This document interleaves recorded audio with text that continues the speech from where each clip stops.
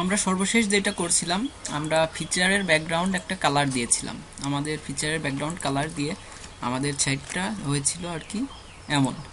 তো এখানে আমরা আইকন এনেছি, আমাদের মোটামুটি ব্যাকগ্রাউন্ডের কালারটা এনেছি। এখন আমরা কাজ করব হচ্ছে আমাদের পিএইচডি ফাইলটা একটু দেখি। আমাদের এই যে ব্যাকগ্রাউন্ডে যে ইমেজটা আছে, এই ইমেজটা আনবো।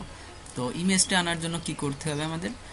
সেই আগের মতোই আমাদের ইমেজটার উপরে যে শুধুমাত্র ইমেজটাকে সিলেক্ট করার জন্য, ইমেজটাকে কিন্তু সিলেক্ট করা কোনো ব্যাপার না, এখানে অটো সিলেক্ট থাকলে আমি যেখানেই যাব, যেখানে যে ক্লিক করব, এখন কিন্তু হচ্ছে না কারণ আমার অটো সিলেক্ট তোলা আছে। তো আমি যখন এখানে অটো সিলেক্ট করে দিব, তখন আমি যেখানে যাব এই যে আমাদের সিলেক্ট কিন্তু সেখানেই হয়ে যাচ্ছে। আমি যে ফিচারের উপর আসছি সেখানেই সিলেক্ট হয়ে যাচ্ছে, কিন্তু আমার কিন্তু মেইন যেই ইয়েটা দরকার সেটা হচ্ছে না। তো সেটা করার জন্য আমি এখন করব হচ্ছে আমার কিবোর্ড থেকে কন্ট্রোল এবং অল্টার চাপে ধরে মাউসের ডান বাটনটা ক্লিক করব। ডান বাটনটা ক্লিক করলে আমার মেইন ব্যাকগ্রাউন্ডটা ধরবে। এই যে আমরা দেখতে পাচ্ছি যে মেইন ব্যাকগ্রাউন্ডটা। তো এখানে আমরা দেখতে পাচ্ছি এই ইমেজের সাথে এক্সপোজ মানে ইয়ে করা আছে, লিঙ্ক করা আছে। এই যে একটা ডার্ক, একটা হালকা কালার দিয়ে গ্রে করা আছে, হালকা ইমেজটাকে ঝাপসা করা আছে। তো এটা অবশ্যই আমাদের রাখতে হবে। তো এটা রাখার জন্য আমরা কি করব, এখন ইমেজটাকে শুধুমাত্র রাখবো। তো ইমেজটাকে যদি আমি শুধুমাত্র রাখতে চাই, তাহলে আমাদের ইমেজটাকে রাখার জন্য অল্টার চাপে ধরতে হবে এবং এই মানে এই টুলসটার উপরে মানে এই বাটনটার উপর ক্লিক করতে হবে। এতে করে কি হবে, আমার ইমেজটা থাকবে, মানে মেইন ইমেজটা যেটাকে ওকে আমি ইয়ে করছি, সিলেক্ট করে রাখছি, এটা থাকবে, কিন্তু আমার ব্যাকগ্রাউন্ডের সব হারাই যাবে। তো ব্যাকগ্রাউন্ডের কিন্তু সব হারানোর সাথে সাথে এর সেই কালারটাও হারাই গেছে। তো কালারটাকে ফিরে আনতে হলে আমাদের এই যে লিঙ্ক করা, এই লিঙ্কটাকে ইয়ে করে দিতে হবে, ওপেন করে দিতে হবে। তো ওপেন করে দিলাম। তো এখন কি করব, আমরা ইমেজটাকে সেভ করব। তো ইমেজটাকে সেভ করার জন্য কি করব, এটা কিন্তু এখন বিশাল একটা পেজের ভেতরে আছে। তো ইমেজটাকে আমরা ট্রিম করব, ইমেজ ট্রিম।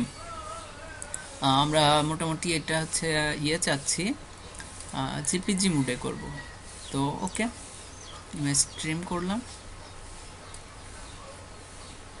আমার ইমেজটা ট্রিম হচ্ছে। হ্যাঁ, ইমেজটা ট্রিম করলে কি হয়, আমার একদম লিগ্যাল যেই সাইজটা, সেই সাইজটা নিয়ে নেয়। তো ইমেজের লিগ্যাল সাইজটা আসলে কত, এটাও আমার জানার দরকার। তো ইমেজের লিগ্যাল সাইজটা জানার জন্য আমি কি করলাম, 300 পিক্সেল। আমার কি ইমেজের লিগ্যাল সাইজটা 300 পিক্সেল। আমি যদি এখন ইনফোতে যাই, ইনফোতেও আমি 300 পিক্সেল দেখব। তো আমি এটা অবশ্যই লাগবে। তো সেভ করার জন্য আমাদের save for web, shift control alter S, save for web. এবং এখানে আমরা জেপিজি মিডিয়াম করব, জেপিজি মিডিয়াম। তো এখানে একটু কালারটা ইয়ে লাগছে, জেপিজি মিডিয়াম। তো এটা কালার আমরা অপাসিটিটা 50 পিক্সেল করে দিব, 50 করে দিব, 50 একটু হাই হবে আর কি। তো ওকে, এটাকে এবার সেভ করব, সেভ অ্যাজ। একটু ব্যাক করব, আমরা ব্যাক করব। সর্বশেষ কোন ফাইলটা আছে আমাদের, 15। তো 15-র ইমেজেসের ভিতরে যে আমরা এখানে ফিচার বিজি নামে সেভ করব, FEATURE feature busy dot JPEG বা জেপিজি, যে যা বলেন আর কি, সেভ। সো এখন আমাদের কিন্তু ইমেজটা সেভ হয়ে গেছে। তো এইবার আমি ইমেজটা দিতে চাচ্ছি। তো ইমেজটা এখন কিভাবে দিব, ইমেজটা দিতে হলে আমাদের কোথায় দিতে হবে ইমেজটা? ইমেজটা আমাদের একটা জিনিস মাথায় রাখতে হবে, যে ফিচারটা কিন্তু ফুল ওয়াইড, যে ব্যাকগ্রাউন্ডটা আমরা দেখতে পাচ্ছি আমাদের ব্রাউজারে, এই যে ফুল ওয়াইড এবং ব্যাকগ্রাউন্ডটা কিন্তু ফুল নিয়ে এনেছে। তো আমরা তো ফিচারে দিলে ইমেজটাও ফুল হয়ে যাবে। তো ইমেজটা ফুল হওয়ার হলে তো হবে না, আমাদের ইমেজটার কিন্তু একটা ব্যাকগ্রাউন্ড আছে। তো ইমেজটার ব্যাকগ্রাউন্ড যেহেতু আছে, তো ব্যাকগ্রাউন্ডটা দেওয়ার জন্য আমাদের কি করতে হবে, ইমেজ আমাদের ফিচার কোথায় গেল, ফিচার আছে এই যে ফিচার।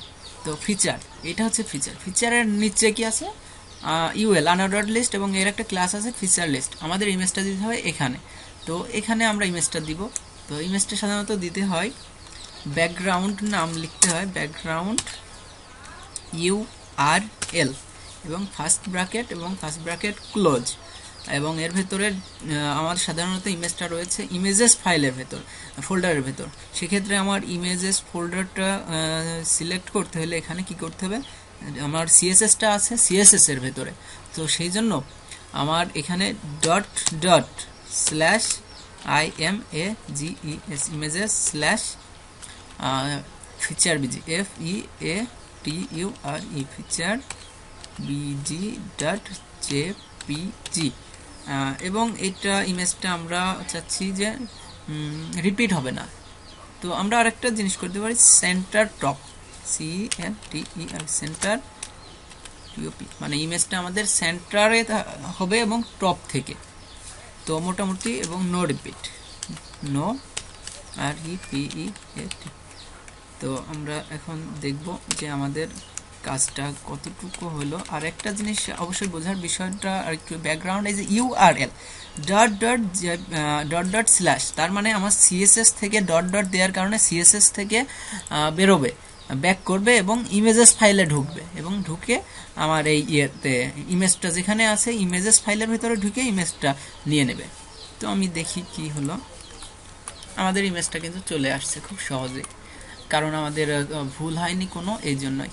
আর সেন্টারটা দেওয়ার কারণটা কি আপনাদের একটু বুঝাই দেই, কেননা সেন্টার টপ এটা ইন্সপেক্ট যদি করি আমি এখানে দেখব যে আমাদের ফিচার লিস্টে যে ইমেজটা দিয়েছি, এই যে ইমেজ, এই দেখুন, আমি যদি এটাকে এখন আমি এডিট করলাম, এডিট করার ফলে আমি যদি এখান থেকে ডট কেটে দিই একটা, আমার কিন্তু ইমেজটা চলে গেল, কারণ আমার এক ডটে হচ্ছে হচ্ছে, মানে বেরোচ্ছে, আর এক ডটে হচ্ছে ঢুকছে।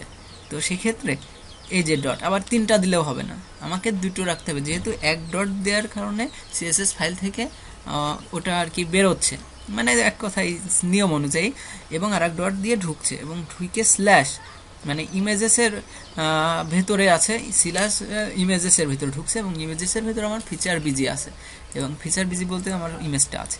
আর নো রিপিট বলতে এটা সাধারণত নো রিপিট করতে হয় এই জন্য যে আমাদের ইমেজটা যেন অনেকগুলো না হয়ে যায়, কারণ কি হয়ে যায় ইমেজগুলো অনেক সময় বলতে ইমেজ ব্যাকগ্রাউন্ড ইমেজ রিপিট হয়, ব্যাকগ্রাউন্ড ইমেজটাকে আমরা যেন রিপিট না হয় এই জন্য আমরা নো রিপিট কমেন্টটা করব। তো এবং স্ক্রল, এই যে স্ক্রল এইটা সেন্টার আছে, এটা সাধারণত 0% এভাবে থাকে। তো আমরা যদি এখন একটা বিষয় দেখেন যে এই পার্সেন্টটাকে যদি আমি বাড়াতে থাকি তাহলে কিন্তু ইমেজটা আমার ডানে বামে কিন্তু নড়ছে, এবং দেখেন এইদিকে চলে যাচ্ছে, এবং এটা যদি আমি কমাই তাহলে কিন্তু ওপর থেকে কমছে, তার মানে কি হচ্ছে স্ক্রলটা হবে আমার এখানে সেন্টার টপ দেয়া আছে, তো সেন্টার মানে ইমেজটা যেন সেন্টারে হয়, মানে মিডল পর্যায়ে হয়, এবং টপ থেকে, এটা টপ থেকে সেন্টারে আসে, তো এই জন্য আর কি সেন্টারটা ইউজ করা হয়েছে। তো আশা করি ব্যাকগ্রাউন্ডটা ইমেজটা আনা বুঝতে পারছেন সবাই। তো ধন্যবাদ, টিউটোরিয়ালটা মোটামুটি বুঝতে পারছেন, ধন্যবাদ।